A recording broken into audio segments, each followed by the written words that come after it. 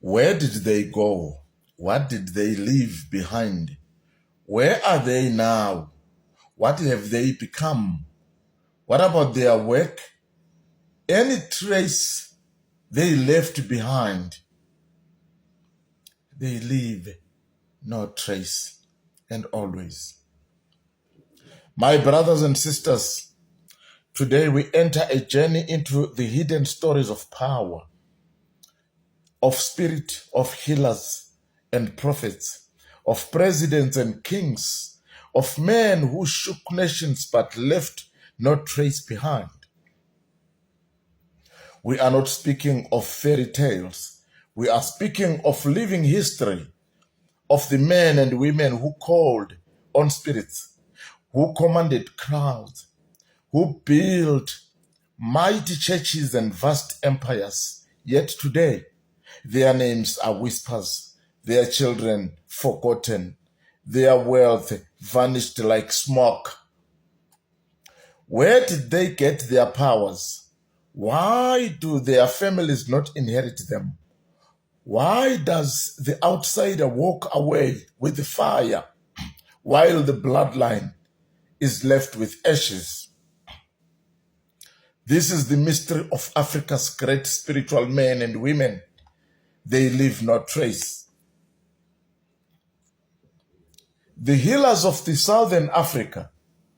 Let us begin at home in South Africa. There was Sosobala Esau Nbatha of Nquthu, KwaZulu-Natal. He was said to own aeroplanes. He had 26 wives. He commanded crowds and healed many. But today, where is that wealth? Where are the children continuing with his work? Nothing remains. His body is dust and his empire gone.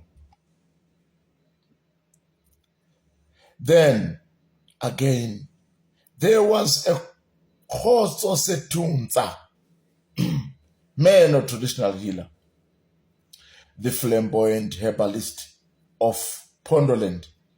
People whispered that he worked with water spirits, that he grew rich beyond measures, owning Cadillacs and land. Politicians came to him. Leaders sought his blessings. But when he died, his wealth evaporated. There was no dynasty of Nquthu. His family inherited nothing of the power. Today he is a ghost story more than a legacy. And who can forget Credo Mutwa, the Zulu Sangoma and a visionary? He carried knowledge of the stars, the myths, the prophecies of Africa. He wrote books, he sculptured, he taught the world about Africa and African cosmology. Yet even his legacy is not in a bloodline or empire. It is in libraries, in scattered disciples. He left no dynasty, only memory. Prophets and churches, bishops and founders, from healers, let us cross into prophets. Isaiah Shembe, founder of the Nazareth Baptist Church. He healed, he prophesied, he blended Zulu culture with Christian gospel. Today his church is vast with millions of followers, but his own family, torn by succession disputes, fighting over leadership. His power was not inherited smoothly. Outsiders, factions, and viral hairs all claim it. Johane Masowe and Johane Marange, founders of white garment apostolic movements in Zimbabwe, they drew crowds in the tens of thousands. They baptized in rivers, healed the sick, and declared visions from God. But look at their legacy today. Yes, their churches remain, but fragmented, broken into viral groups, often accused of harmful practices. The wealth of their families is not seen. The power moved, but it did not rest in their blood. Alice Lenshina of Zambia, prophetess of the Lumpa Church, her followers built villages marched with faith. But when the state crushed the Lumpa, her church was scattered. Today her name survives, but the family line holds no great institution. Powers in politics and war, not only healers and prophets, politicians too sought the spirit. We hear of stories of Kamuzu Banda of Malawi, said to command bees in battles to help his soldiers in fight in the wars. Folklore tells us that his enemies were swarmed, that his bees defended his soldiers. But where is that power today? Gone. He left a political legacy, but not a spiritual dynasty. In Ethiopia, legends tell of emperors who unleashed lions against their enemies, power of the beasts tied to the throne. But those lions are no longer at war. Their legacy is folklore, not inheritance. In Venda, King Makado is remembered as a ruler who used Zwituhwane goblins to defend his land. Oral history speaks of spiritual warfare. But today, where is that weapon? It died with him. And in South Africa, even modern presidents have been whispered to consult prophets, traditional healers, spiritualists before making decisions. It is not a secret. From Mandela to Zuma, from Mugabe to Kaunda, leaders looked for powers beyond politics. But what legacies remain of the healers they consulted? None. The modern world and celebrities. Cross now into the modern world of fame and fortune. Even overseas, you see leaders and stars dancing around strange fires, presidents. Yes, even Trump, even Obama, associated with celebrities and celebrity moguls like P. Diddy, Jay-Z, and others who themselves are accused of links to spiritual forces. What are these powers? Are they business skills?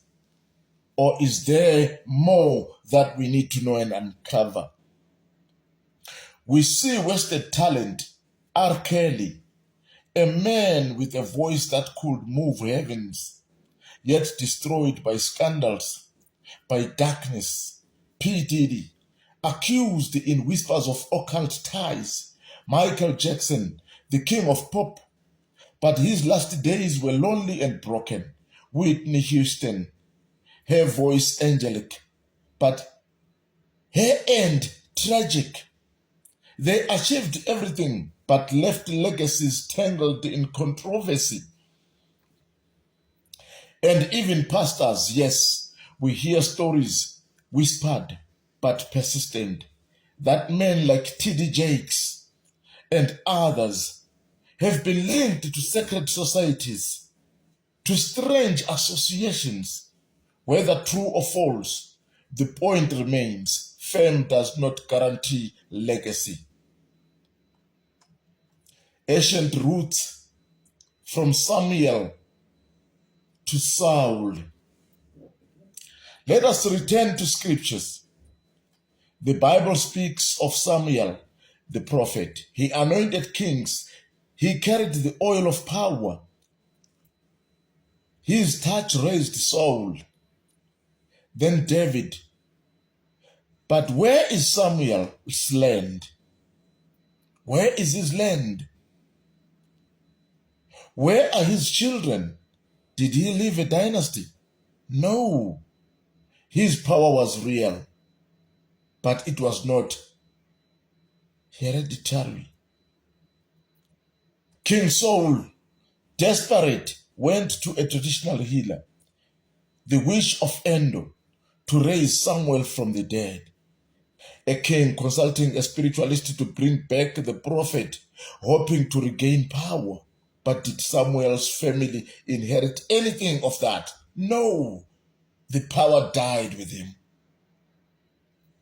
This mirrors Africa. The anointing, the ukutwala for money sacrifices and other sacrifices. They empower the man, but they do not enrich the family. They are powers without inheritance. The story. Have you noticed, my brothers and sisters, that many who carry these powers look strange, some uglier, some odd, some bent in body? Gkotso, Sosobala, many stories of struggle.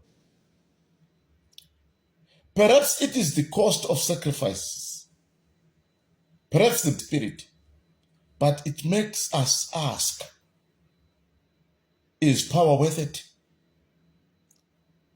If it leaves no joy, no legacy. So here we stand. Africa is full of names. Sosobala, Gkotso, Shembe, Masowe, Marais, Lenshina, Kibangu, Mutwa, Makanda, Nehanda, Kagubi.